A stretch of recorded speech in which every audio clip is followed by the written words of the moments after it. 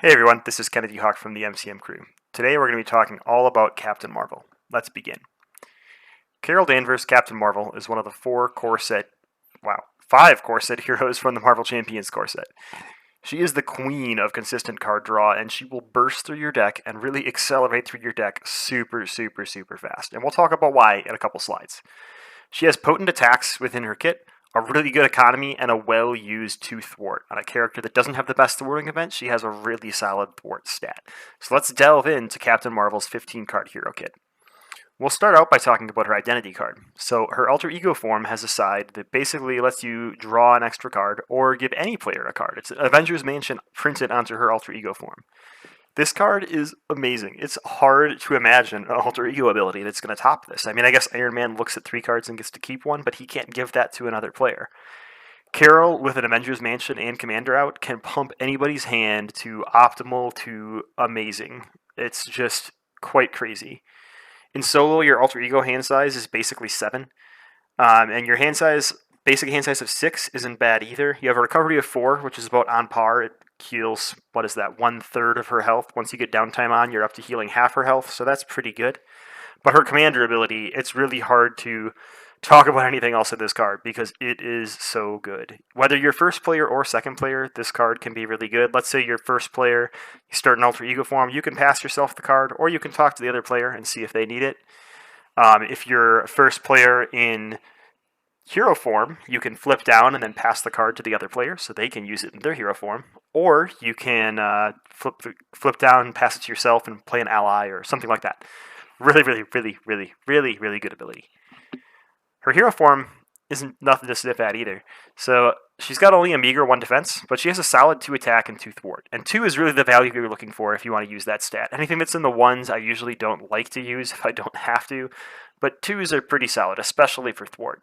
Her rechannel ability is amazing, and we're going to talk about it more later, but it's really just like that video from yesterday. It is all about deck acceleration. You're spending an energy resource and healing 1 damage from yourself to draw a card, which is going to let you burn through your deck faster, find your best cards, which are probably Captain Marvel cards, and play them more often. 12 hit points isn't too low. It's actually pretty good for a hero hit point size if you're not having a reduced hand size to compensate for it, so it's pretty good actually. And combined with rechannel and this healing, she can actually sustain hero form for long periods of time. So she's a really solid hero form and alter ego form, which means you know you're on a good character. Looking at her kit, she's got 5 attacks within her kit. 2 of them are upgrades, energy channel, max 1 per player, which means you can only have 1 out at a time. Spend X lightning or energy resources to put X energy counters here. Discard energy channel and deal 2 damage to an enemy to a maximum of 10 for each energy counter. So you want to invest 5 resources into it. This isn't actually the best damage trade ever. You end up spending 6 resources to do 10 damage, which is below 2, so that's below the swinging web kick average. But this is still a great card because once you get it on the table, like we've talked about, always spending your full hand, always accelerating through your deck quickly, this lets you pitch any extra cards you have that have the lightning resource or energy resource into pure damage in a later turn. So it can be really good for dumping dead weight from your hand. We've also got 3 copies of Photonic Blast, which is an amazing card. 3 cost, deal 5 damage to an enemy. That's pretty bad. That's like uppercut. But if you paid for this card using a energy resource, draw a card, not all 3 energy resources. This is great. This is another deck accelerator. You played a card and you drew a card. Maybe you drew a card from something else because of this too, from defeating a minion, and all of a sudden you're just swarming through your deck. Really good event. Her thwarts and defenses, she's got 2 defense-ish cards. She's got Cosmic Flight, which gives her aerial, and a Hero Interrupt when Captain Marvel would take damage. Discard Cosmic Flight to prevent 3 of that damage. I almost never use it to prevent the 3 of the damage unless it's game losing. I don't like to play 2 of these. They're mainly there if you want them for aerial for her helmet. Her helmet gives +1 defense, or 2 if you have the aerial trait. So you can play Captain Marvel with protection, and that 1 defense stat with an armored vest and a Captain Marvel's helmet, you can get up to 4. You also need a Cosmic Flight out there. That's a big combo to get to 4 defense when Spider-Man just naturally starts at 3. So I'm still not a big fan of her in defensive builds, but it's definitely something you can build around. We've got 3 copies of Crisis Interdiction, which is remove 2 threat from a scheme. Then, if you have the aerial trait, remove 2 more threat from a different scheme. So that could be really good. You can hit 2 different schemes. Seems really strong. Like that card.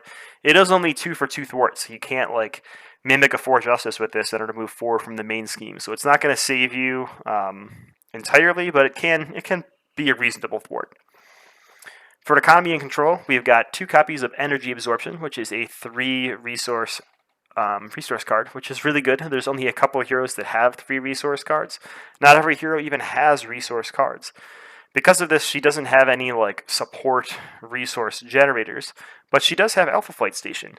I really like the design of Alpha Flight Station because you can use it in hero form, but it also doesn't hurt you if you use it in alter ego form. So exhaust Alpha Flight Station, choose and discard 1 card from your hand to draw a card, or 2 cards if you are Kara Danvers, so if you're an alter ego. This can provide card advantage when you're in alter ego form, and even in hero form, it lets you cycle a bad card for a better card. You can search for a lightning bolt for rechannel. You can search for an attack when you have only thwarts in your hand. Really, really, really good. Spider-Woman, she's one of the strongest signature allies in the game to this day from the core set. Confusion is just such a strong ability, so being able to confuse the villain when she comes in play is really good.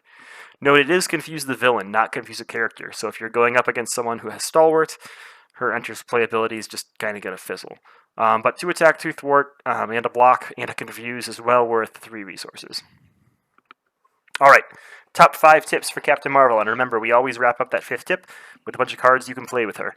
First, don't sleep on rechannel. I said we were going to talk about this later, but this rechannel ability is really, really good. I've seen a lot of people not use it, so there's a couple things you need to know about it. You have to have taken damage, because you have to complete everything to the left of the arrow to get the advantage that's on the right of the arrow.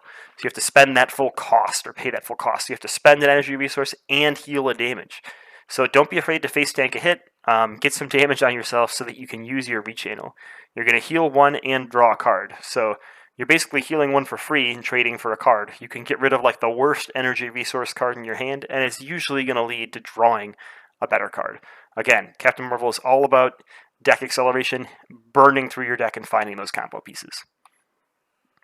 Use your big money cards. Like I said, you're one of the only characters that has a triple resource card, so let's take advantage of it. Cards that cost 3 are going to be really attractive to place in Miss Marvel decks. Here's just a couple examples. Valkyrie, Mockingbird, Boot Camp. When you can play one of these cards for 1 other card, it becomes game-changing, because now you have 4 more cards in your hand, maybe 5, 6, or 7, since you're playing Captain Marvel, to do the rest of your turn. And that is a huge boon. So look at 3-cost cards differently when you're playing Captain Marvel. Normally, 3 to 4 cost are the ones that I don't include a ton of. But with Captain Marvel, I include a few more than average. Focus on energy resources.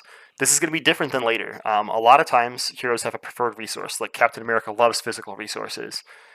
Thor likes energy resources. But when you look at those other heroes, they don't have nearly as much incentive as Captain Marvel does to really focus on that resource type. Yes, physical resources help trigger Captain America's heroic strike, but that's 3 cards in his deck that are triggered by physical resources, and he's got generators that can create those for him. Captain Marvel has 5 cards in her deck that trigger off energy resources, and the energy resource triggering ability on her hero form, which you're going to have the chance to use every turn. So every turn you're going to want an energy resource, not just when you draw into these special combo pieces. So focusing on energy resources is really important. That doesn't mean you have to only bring energy resources, but when I'm building a Captain Marvel deck, I like to make 18, maybe 19, 20 of my cards that I've included in my 25 energy resources, and it's because they are so important for a kit.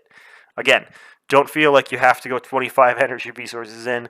There's no distinct advantage for having only energy resources included, but you are definitely going to spend more of them than you will with those other heroes that prefer a resource type.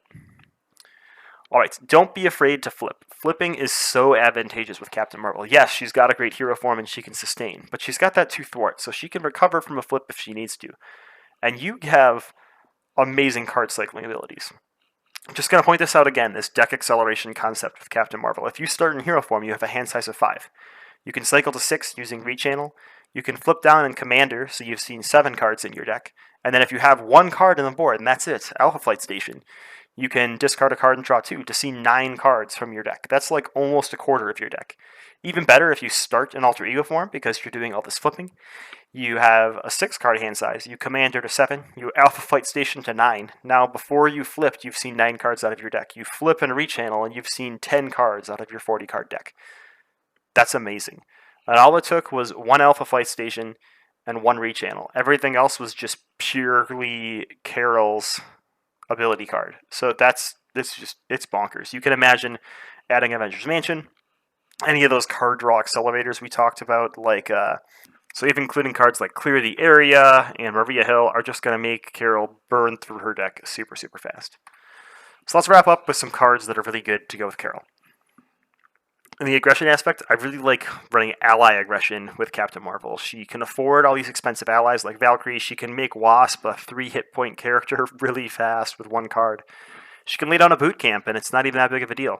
I even run Tac Team in Captain Marvel, which is not that great of a card, but when you can slap that down on the board for the cost of one other card, you can turn that card into 6 damage over 3 turns. It ain't so bad, and it's got an energy resource, so pretty good combos with aggression. In protection, we've got Nova. Obviously, he triggers off of energy resources. Energy barrier, energy. All we talk about is energy. And I put multiple man in here because multiple man is really good at deck acceleration. You're going to draw to that multiple man really fast when you're burning through 10 cards in your deck. You remove 3 more cards from your deck, so you're churning through your deck faster and faster and faster and finding all those awesome pieces. In Justice, I have Quake because you're going to want to be able to flip and not be punished too much for it. Again, I also include Under Surveillance and Heroic Intuition, energy resources, and great cards. You can get your thwart up to 3. If you can get your thwart to 3, you have no better use for your base stat. I put Skilled Investigator in here because her Crisis Interdiction is going to let her clear a lot of side schemes. And again, we're looking at card draw and cycling our deck and just enhancing that strength that Captain Marvel already has. Under Leadership, I mean, this is a cop-out, but Strength in Numbers works with everybody. I don't know if it works with anybody better than Captain Marvel. I've played a Strength in Numbers deck with Captain Marvel where I've cycled my deck more than once in a single turn because she is that crazy with card draw. If you're going to draw or see 10 cards a turn, if you get to that 6-wide or 5-wide allies and you draw 5 more with Strength in Numbers, play Avengers Assembled and Strength in Numbers again, you're easily going to see 20 to 22 cards in your deck. And I say easily, like not even jokingly. So Strength in Numbers and Avengers Assemble are A+ combos with Captain Marvel. You got to include the whole package, so we're talking Triskelion, Avengers Tower, and all that stuff. But still really good. White Tiger, again, 3 cost, energy resource, draws you cards, can't go wrong. Basic cards. Quinn Carrier, obviously, you want energy resources. This is just like a free damage onto your energy channel every round. It's a free re-channel every round. Avengers Mansion, again, more and more card draw. And Earth's Heroes, your stats aren't nothing to sneeze at, so if you get to 3 attack or 3 thwart, you're going to want to use that stat as much as possible. So that's my recap of Captain Marvel from the core set. We've got 2 more core set heroes to go through before we start getting to the Hero Pack heroes, where I'm very excited to revisit some of those early releases. What are your favorite things to do with Captain Marvel? Make sure to let me know and drop some decks and links into the comments below. Have a great day.